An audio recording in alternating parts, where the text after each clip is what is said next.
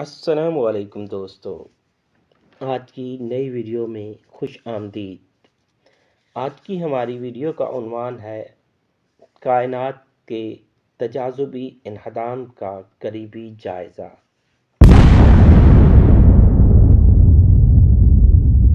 دوستو، ہماری مادی کائنات جس کا آغاز 11 سے 20 ارب سال پہلے ہوا تھا، اس کا انجام تقریباً 80 ارب سال بعد کائنات کے اولین عظیم دھماکے یعنی بگ بینگ کی طرز پر ہونے والے ایک اور دھماکے کے پر ہوگا، جسے کائنات کا آخری عظیم تباہی یعنی بگ کرنچ کے نام سے جانا جاتا ہے۔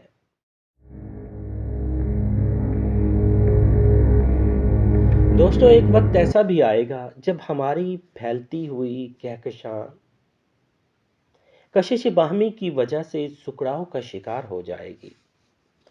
باہر کو پھیلتی ہوئی کہکشاؤں کی رفتار کم ہو جائے گی، حتیٰ کہ وہ رک جائیں گی اور پھر مرکز کی طرف گر پڑیں گی اور آپس میں ٹکرا کر مکمل طور پر تباہ ہو جائیں گی۔ اور یہ ٹکراؤ یعنی بگ کرنچ بگ بینگ جیسے انتہائی عظیم دھماکے کی طرح ہوگا۔ افلاک کا مادہ بلیک ہولز میں جا گرے گا اور کائنات کی ہائیڈروجن اور ہیلیم ستاروں کی تھرمو نیوکلیائی آگ میں جل کر ختم ہو جائے گی۔ کوئی نیا ستارہ پیدا نہیں ہوگا اور کائنات مردہ ستاروں، شہابیوں، چٹانوں اور دوسرے کائناتی ملبے پر مشتمل ہوگی۔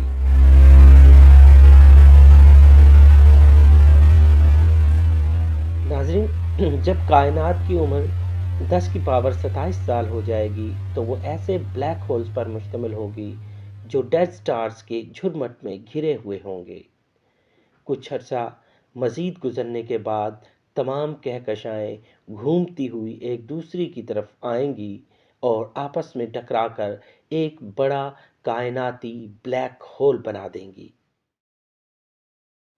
آخرکار 10 کی پاور 106 سال گزرنے کے بعد وہ عظیم بلیک ہول بخارات بن کر ایسے ذرات اور شعاع ریزی کی صورت میں بھڑک اٹھے گا جو 1 ارب میگا واٹ ہائیڈروجن بم کے دھماکے کے برابر ہے۔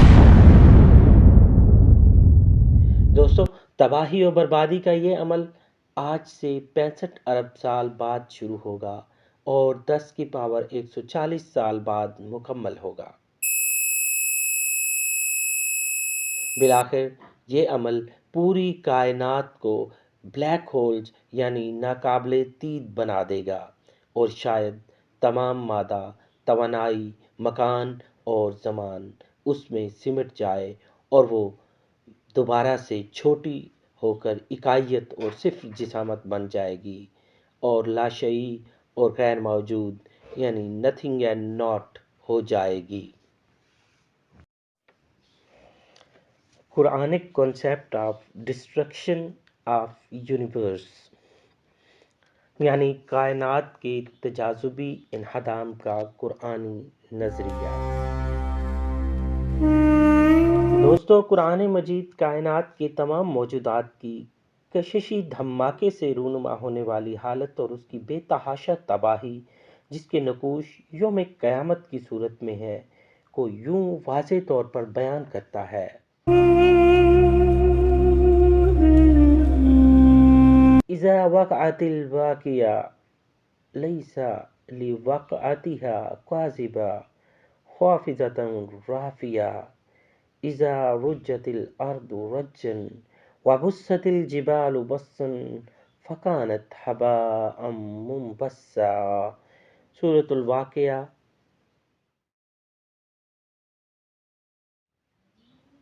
ترجمہ: یاد رکھو، جب قیامت واقع ہو جائے تب اسے جھوٹ سمجھنے کی گنجائش کسی کے لیے نہ ہوگی، کسی کو پست اور کسی کو بلند کرنے والی۔ جب زمین کپ کپا کر لرزنے لگے گی، پہاڑ ٹوٹ پھوٹ کر ریزہ ریزہ ہو جائیں گے، پھر مکمل طور پر غبار بن کر اڑنے لگیں گے۔ نمبر 2، یوم ترجف الارض والجبال وَكَانَتِ الْجِبَالُ قَصِيبًا مَحِيلًا، سورہ مزمل آیت نمبر 14۔ جس دن زمین اور پہاڑ کانپنے لگیں گے اور پہاڑ ریزہ ریزہ ہو کر ریت کے بھر بھرے تودے ہو جائیں گے۔ السماء منفطر به کان وعدہ مفعولا، سورہ مزمل آیت نمبر 18۔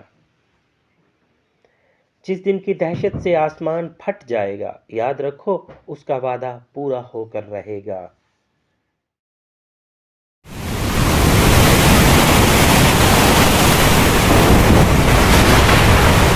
اللہ تعالیٰ سورہ حاقہ میں آیت نمبر 14 سے 16 میں فرماتے ہیں، اور زمین اور پہاڑ اٹھائے جائیں گے، پھر یک بارگی ریزہ ریزہ کر دیے جائیں گے، پس اسی وقت جس قیامت کا ہونا یقینی ہے وہ واقع ہو جائے گی، اور آسمان پھٹ جائے گا، پھر اس دن وہ بالکل بودا یعنی بے حقیقت ہو جائے گا۔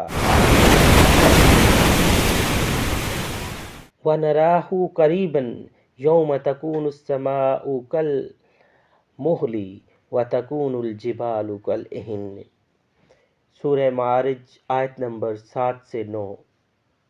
ترجمہ: اور وہ ہماری نظر میں قریب ہے جس دن آسمان پگھلے ہوئے تانبے کی مانند ہوگا اور پہاڑ رنگین اون کے گالے کی طرح ہلکے ہوں گے۔ اذا الشمس كورت واذا النجوم انكدرت واذا الجبال سيرت، سورہ تکویر آیت نمبر 1 سے 3۔ ترجمہ: جب سورج لپیٹ کر بے نور کر دیا جائے گا، اور جب ستارے اپنی کہکشاں سے گر پڑیں گے، اور جب پہاڑ غبار بن کر فضا میں جلا دیے جائیں گے۔ سورہ انفطار آیت نمبر 1 سے 3۔ ترجمہ: جب سب آسمانی کرے پھٹ جائیں گے اور سیارے گر کر بھر جائیں گے، اور جب سمندر اور دریا ابھر کر بہہ جائیں گے۔ آیت نمبر 19 سورہ الانفطار۔ اور اس دن ہر طرح حکم فرمائی اللہ ہی کی ہوگی۔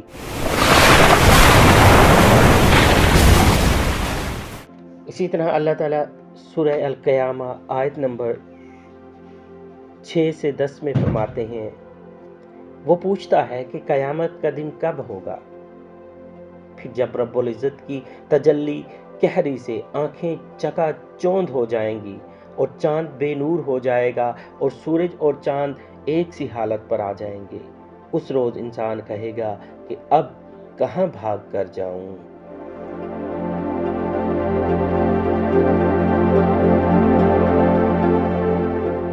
سورہ مرسلات آیت نمبر 7 تا 10۔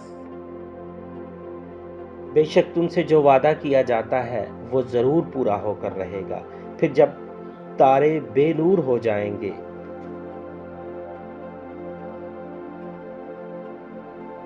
اور جب آسمان پھٹ جائے گا اور جب پہاڑ ریزہ ریزہ ہو کر اڑتے پھریں گے۔ سورہ النبا آیت نمبر 19 اور 20۔ ترجمہ: اور آسمان کے طبقات پھاڑ دیے جائیں گے تو پھٹنے کے باعث گویا وہ دروازے ہی دروازے ہو جائیں گے، اور پہاڑ غبار بن کر فضا میں اڑا دیے جائیں گے، سو وہ سراب کی طرح کالعدم ہو جائیں گے۔ القاریۃ ما القاریہ وما ادراک ما القاریہ یوم یکون الناس کالفراش المبثوث وتکون الجبال کالعہن المنفوش، سورہ القاریہ آیت نمبر 1 تا 5۔ زمین و آسمان کی ساری کائنات کو کھڑکھڑا دینے والا شدید کڑک، وہ ہر شے کو کھڑکھڑا دینے والا شدید جھٹکا اور کڑک کیا ہے؟ اور آپ کیا سمجھتے ہیں کہ ہر شے کو کھڑکھڑا دینے والے شدید جھٹکے سے کیا مراد ہے؟ اس سے مراد وہ یوم قیامت ہے جس دن سارے لوگ بکھرے ہوئے پروانوں کی طرح ہو جائیں گے اور پہاڑ رنگ برنگ دھنکی ہوئی اون کی طرح ہو جائیں گے۔ سورہ الفجر آیت نمبر 21۔ یقیناً جب زمین پاش پاش کر کے ریزہ ریزہ کر دی جائے گی،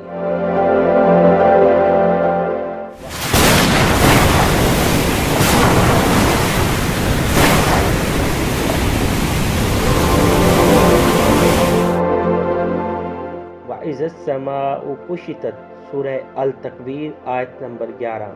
اور جب سماوی طبقات کو پھاڑ کر اپنی جگہوں سے ہٹا دیا جائے گا۔ یوم نطوی السماء سورہ انبیاء آیت نمبر 104۔ اس دن ہم ساری سماوی کائنات کو لپیٹ دیں گے۔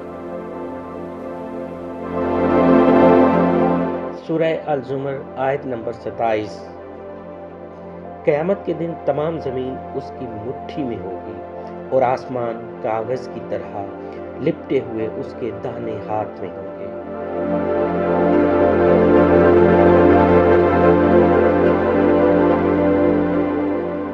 اوپر بیان کی گئی آیات کریمہ کی تشریح و توضیح سرور کائنات حضرت محمد صلی اللہ علیہ وآلہ وسلم کی بے شمار احادیث مبارکہ میں بھی پائی جاتی ہیں۔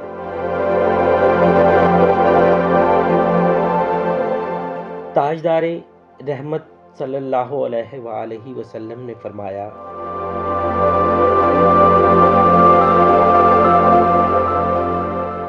صحیح بخاری کتاب بدء الخلق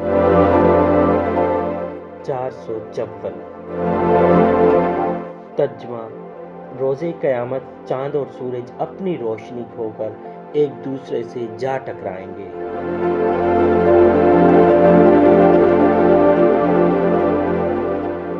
ستارے آپس میں ٹکرا کر ایک دوسرے کے اوپر جا چڑھیں گے، ان کی روشنی ختم ہو کر بجھ جائے گی۔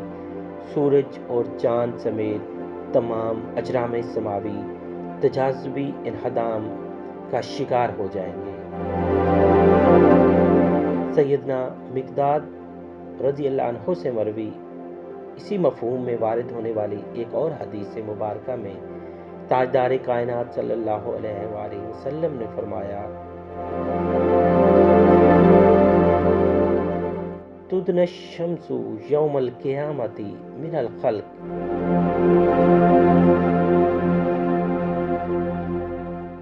الصحیح المسلم، جامع ترمذی، مسند احمد بن حنبل۔ ترجمہ: قیامت کے روز سورج مخلوق سے انتہائی قریب آن پہنچے گا۔ اور نمبر 3، سیدنا عبداللہ بن عمر رضی اللہ عنہ نے بھی اسی مفہوم میں ایک اور حدیث مبارکہ روایت کی ہے۔ ترجمہ: قیامت کے دن اللہ تعالیٰ زمین اور آسمان کائنات کی تمام موجودات کو لپیٹ لے گا اور اپنی قوت سے انہیں باہم ٹکرا دے گا اور فرمائے گا، میں کائنات کا مالک ہوں، زمین کی بادشاہی کا دعویٰ کرنے والے کہاں ہیں؟ یہ حدیث صحیح البخاری، صحیح المسلم، سنن ابن ماجہ مقدمہ مسند احمد بن حنبل اور سنن الدارمی میں بھی بیان کی گئی ہے۔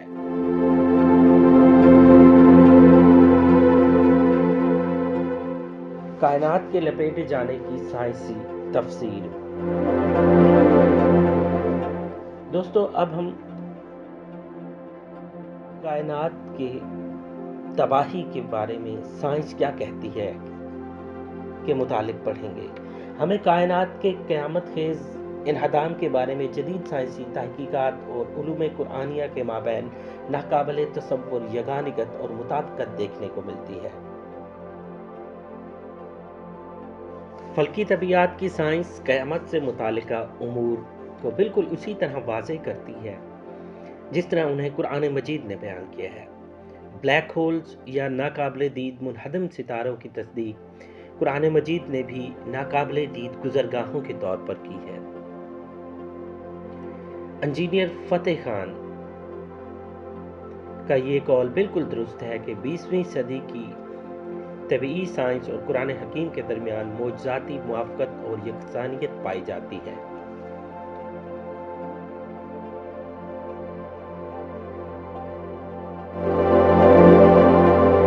قرآن مجید نے بیشتر سائنسی حقائق ادبی، استعاراتی یا تمثیلی انداز میں بیان کیے ہیں، جن میں سے چند ایک یہ ہیں۔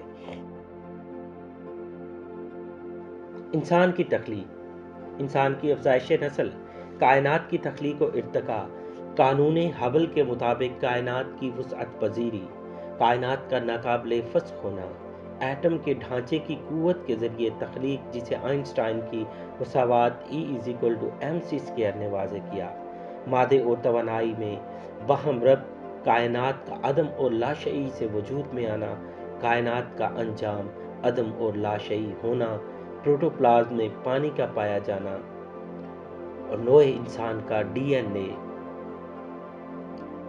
کروموسومز اور جینیاتی انجینئرنگ، آئنسٹائن کا سانحاتی قانون اور ناقابل یقین اصول، کوانٹم سے متعلق نائلز بوہر کا ناقابل فہم اصول، کوانٹم سے متعلق میکس پلانک کا ناقابل فہم نظریہ، نیوٹن کا قانون حرکت، اعلیٰ سطحی ریاضی میں ظرفیاتی طبیعیات، نظریہ اضافیت، مادے اور توانائی میں تبادلے کا قانون، روشنی کا نظریہ کوانٹم، نابود کر دینے کا عمل اور الیکٹران اور پوزیٹرون کی تخلیق کا عمل،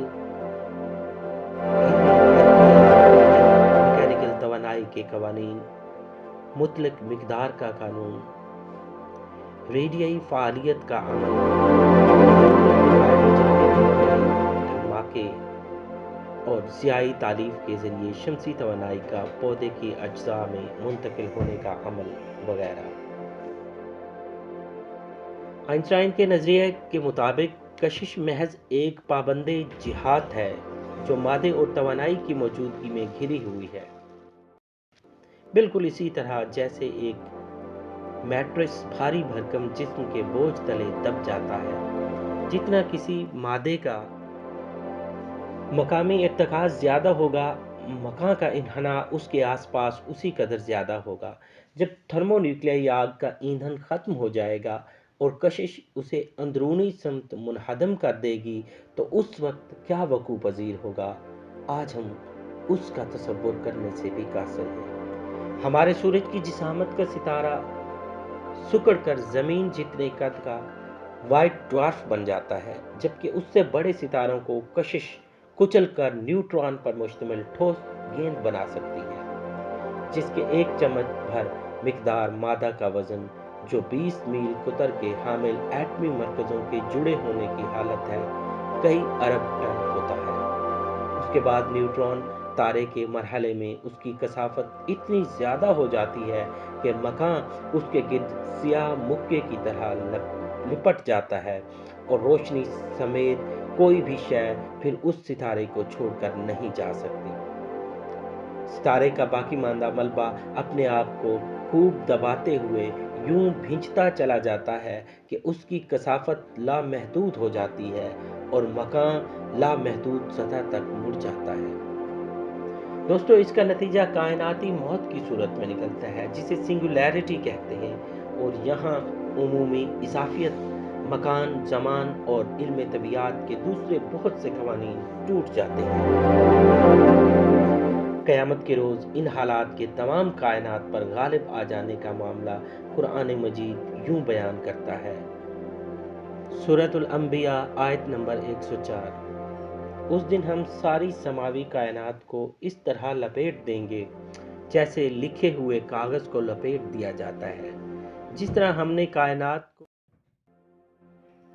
پہلی بار پیدا کیا تھا، ہم اس کے ختم ہو جانے کے بعد اسی عمل تخلیق کو دہرائیں گے۔ یہ وعدہ پورا کرنا ہم نے اپنے اوپر لازم کر لیا ہے، ہم یہ اعادہ ضرور کرنے والے ہیں۔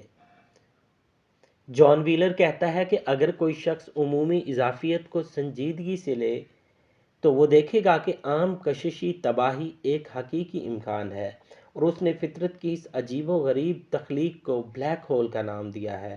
اسی چیز کا ذکر قرآن مجید ناقابل دید آسمان کے طور پر سورۃ الانبیاء آیت نمبر 104۔ اس دن ہم ساری سماوی کائنات کو اس طرح لپیٹ دیں گے جیسے لکھے ہوئے کاغذ کو لپیٹ دیا جاتا ہے۔ جس طرح ہم نے کائنات کو پہلی بار پیدا کیا تھا، ہم اس کے ختم ہو جانے کے بعد اسی عمل تخلیق کو دہرائیں گے۔ یہ وعدہ پورا کرنا ہم نے اپنے اوپر لازم کر لیا ہے، ہم یہ اعادہ ضرور کرنے والے ہیں۔ جان ویلر کہتا ہے کہ اگر کوئی شخص عمومی اضافیت کو سنجیدگی سے لے تو وہ دیکھے گا کہ عام کششی تباہی ایک حقیقی امکان ہے، اور اس نے فطرت کی اس عجیب و غریب تخلیق کو بلیک ہول کا نام دیا ہے۔ اسی چیز کا ذکر قرآن مجید ناقابل دید آسمان کے طور پر کرتا ہے۔ جان ویلر کے مطابق کائنات میں جا بجا موجود بلیک ہولز آخری قیامت خیز تباہی کے سلسلے میں فقط ریہرسل ہے، جو اس کے خیال میں اختتام کائنات کے وقت تخلیق کی حقیقت کو بے نقاب کرتے ہوئے اس کا پردہ چاک کر دے گی۔ قرآن مجید کے مطابق وہ آخری تباہی یوم قیامت کی صورت میں برپا ہوگی۔